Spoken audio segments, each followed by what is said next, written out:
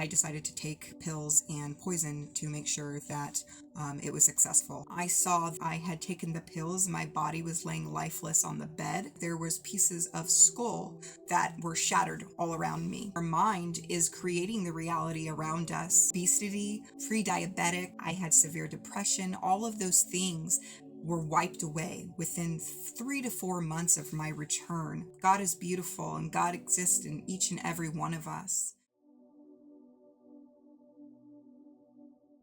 Hi, my name is Lisa Everhart. I am a motivational speaker and spiritual life coach.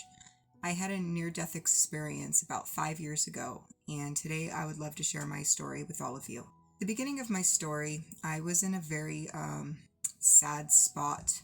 I was just at my wit's end. I was looking in all the wrong places for happiness, and I was very ill. My liver was failing. I was an alcoholic. I was very alone in my life, and I decided to take pills and poison to make sure that it was successful. I did it about 7:30 in the morning on a Sunday morning because I knew that I was going to have a 12-hour window before someone was going to be coming home that would be able to find me and resuscitate me. So about 8:30 in that evening, I was told by my boyfriend, who came home and was the one who found me, that it was about 8:30 in the evening. During this time, I had the experience of being out of my body, and I could see my body lying on the bed, and I was a bit confused. It took me a while to kind of realize that my body was on the bed and I was separate from it. When my boyfriend did come home and find me at 8:30 at night, he said that I was unconscious and that they carried me out in a sheet. So what I remember is being out of my body and being carried out in a bag of some sort. And so with his story, it does add up that it could have been a sheet, but for some reason I was perceiving it to be a body bag, and I was being carried out and being put into the back of an ambulance. That is all I remember of that part. I did not come to until I was in the hospital, and the first thing that I remember hearing was they were asking me, do you know why you're here? Do you know what date it is, what year it is? And I then started to fall under. And as I fell under, I could still hear the sounds in the room saying that she's seizing, but there's no brain activity on the monitor. And when I fell under, I was in this brick building. Everything was brick all the way around, and I was in this bed, and I was attached to a tablet and a phone size tablet as well. So there was two of them, and there was coding coming down these two tablets, and they were connected to a cord, which the cord was connected to me. And as I was sitting there on the bed, I started to move my energy forward, and I felt this pulling, almost like a ripping of me in half. That's what it felt like. And then I started to rise up out of the body. And as I started to rise up out of that body that I left behind on the bed, I could still see the cord attached to me, and I started to float and glide through the building that I was in. There was a sliding glass door that I glided through, and I was outside, and there was green grass everywhere. It was beautiful, and there was two trees. I remember the trees very distinctively. There were fig trees, and I tried going up the first tree. For some reason, I just felt compelled to try and go up these trees because it was all that was around. So I went up the first tree, and I just kept sliding down. I could not go all the way up. And so I then tried to go over to the other tree. And as I went up that tree, it had transformed into a house of some sort.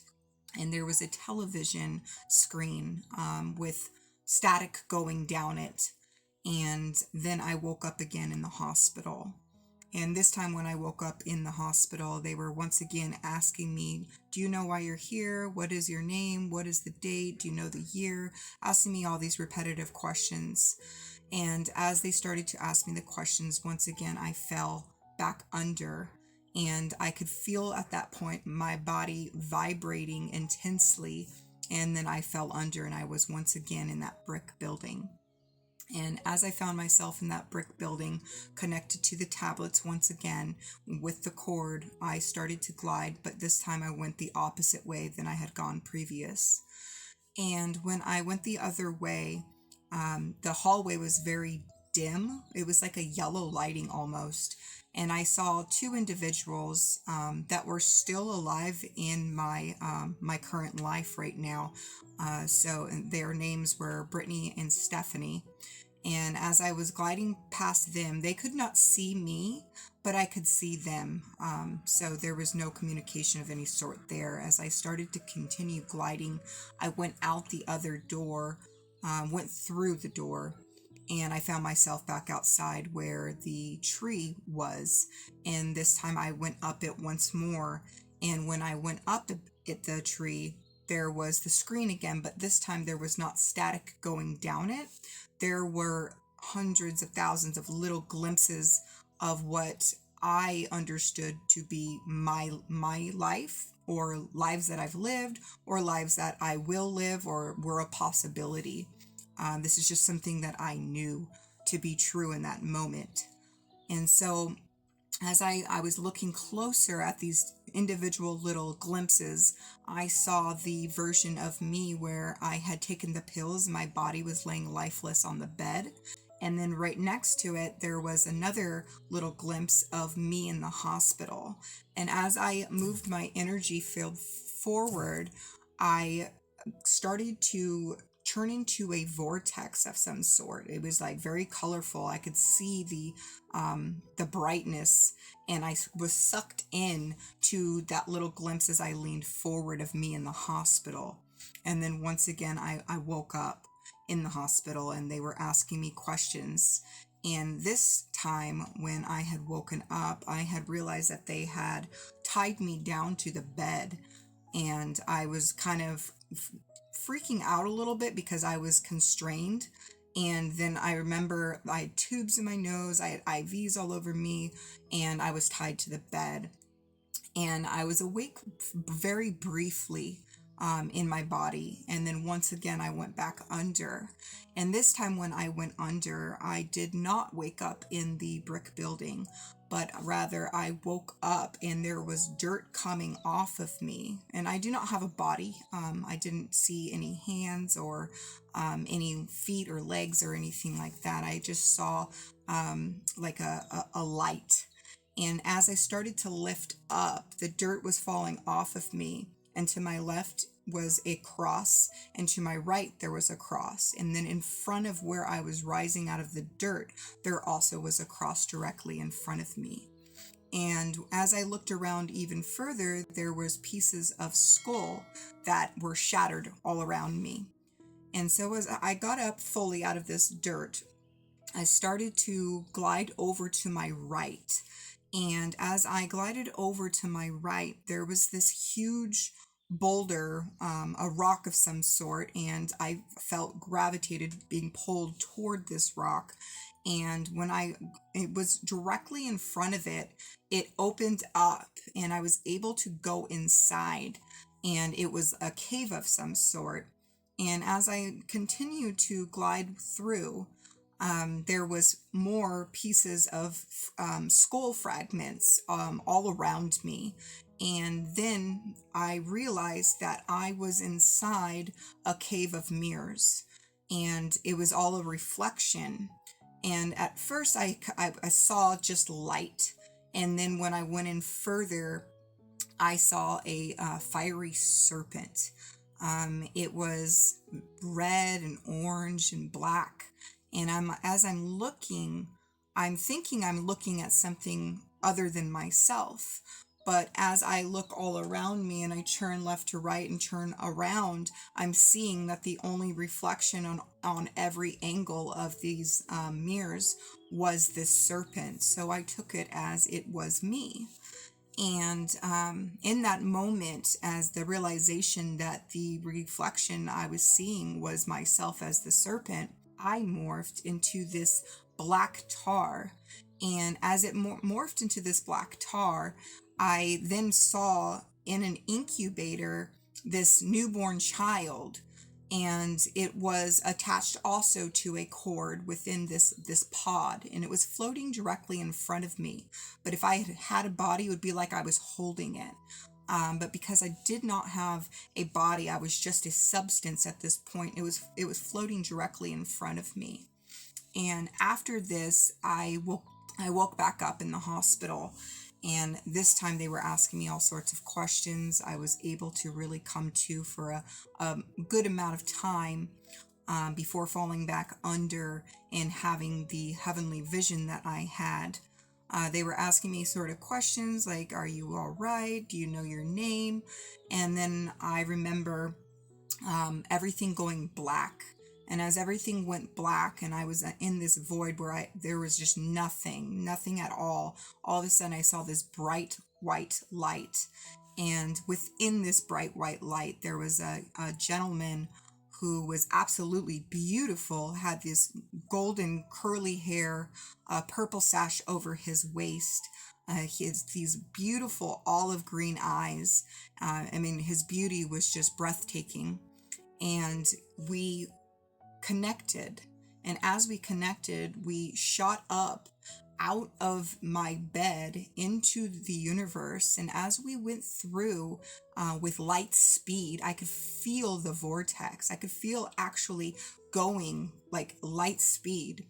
And the clouds, I could feel it on my face, the moisture, I could feel the cold air around me. So I had senses in this part of this vision.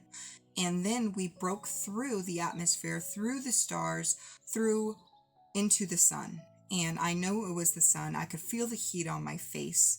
And as we broke through, I looked all around us, and there were rivers flowing, and there were mountaintops. There was about 5 mountaintops, and we went to the very highest one.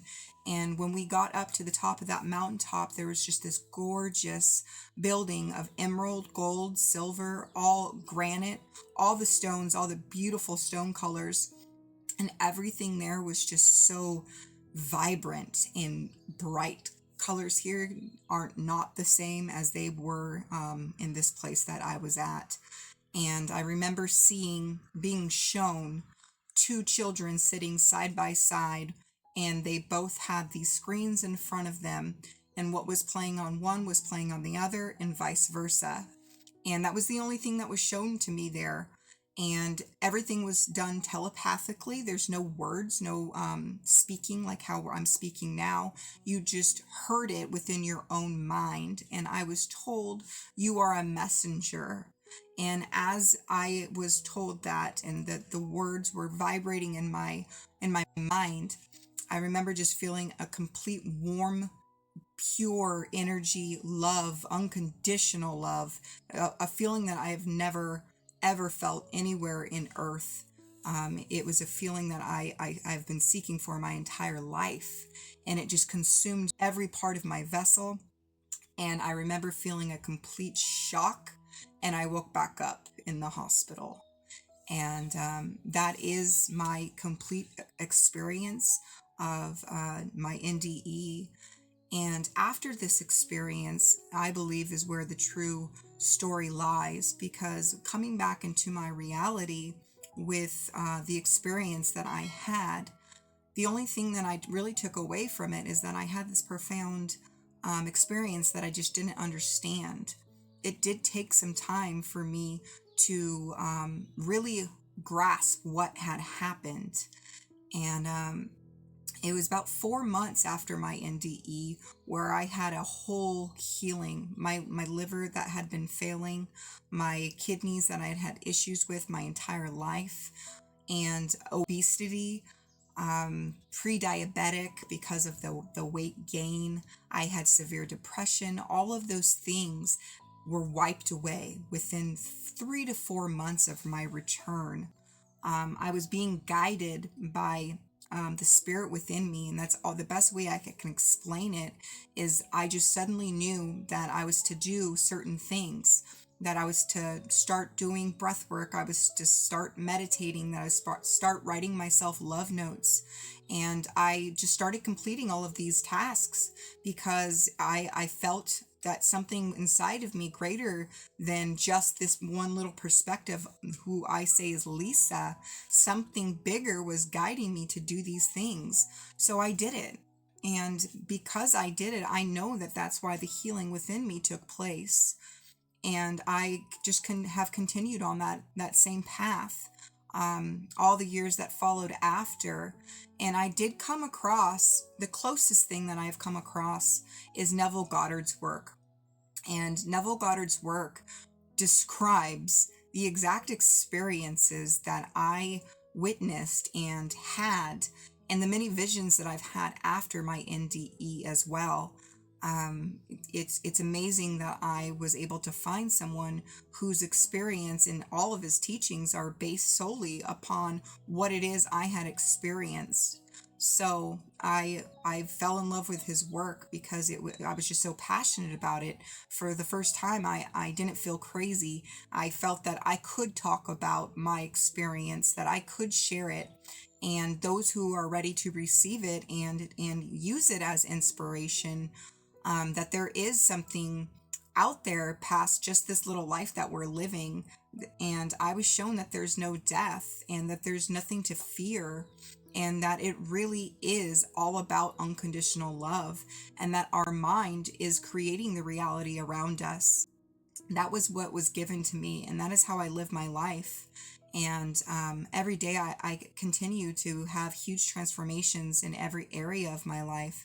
And I'm just fully thankful and grateful for the experience that I had, even though it was brought on by a not preferred situation.